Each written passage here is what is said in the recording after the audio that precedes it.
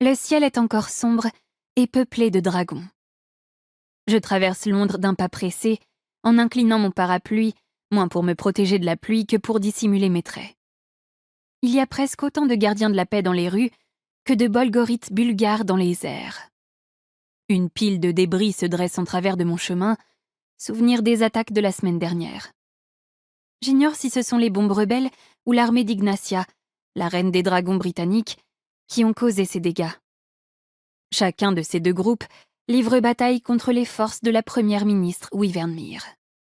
Mais en voyant une colonne de pierre renversée de son socle comme par un coup de queue rageur, j'en conclus que c'était l'œuvre d'un dragon.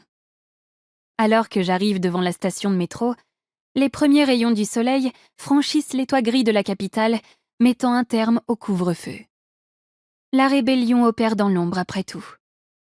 Je monte dans la rame, mon faux laissez-passer autour du cou. Penelope Hollingsworth, 17 ans, première classe. Je m'assieds en face d'un vieil homme au manteau roussi par les flammes. Il m'observe au-dessous des affiches colorées qui surmontent les rangées de sièges. On y voit deux femmes en tenue militaire qui se tiennent par le bras devant deux bâtiments. Je reconnais la pierre blanche du 10 Downing Street et la brique rouge de l'Académie de linguistique draconique. Elles sont encerclées par un gros titre écrit d'une police fleurie, féminine. Wyvernmere et Hollingsworth unis dans leur lutte contre les rebelles. Je me cache le visage dans l'exemplaire d'hier du Pimlico Bulletin, un journal non partisan où je suis confrontée à un autre slogan. La vérité pour toutes les classes. Je marmonne entre mes dents tout en parcourant les gros titres. La première ministre signe une alliance entre Britannia et les dragons bulgares. Où est la reine Ignacia? Plus de détails en page 3. Un drake occidental éventré dans une ferme du Kent. Une dépouille humaine découverte dans son estomac secondaire. En tournant la page, j'aperçois une photo en noir et blanc, un manoir qui m'est familier. Bletchley Park, le secret de la nation?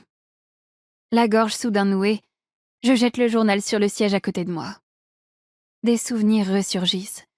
Un coup de feu, du sang sous mes ongles, un visage couronné de feuilles mortes. Machinalement, j'attrape la petite hirondelle de bois que je porte autour du cou.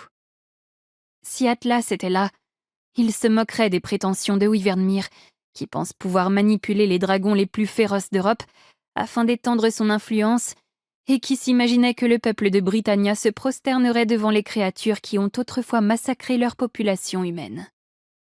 Si Atlas était là, il passerait d'un pub à l'autre et en ressortirait avec de nouvelles recrues pour la cause rebelle, n'usant que de son courage et de son petit sourire en coin. Mais Atlas n'est plus là. Il est mort.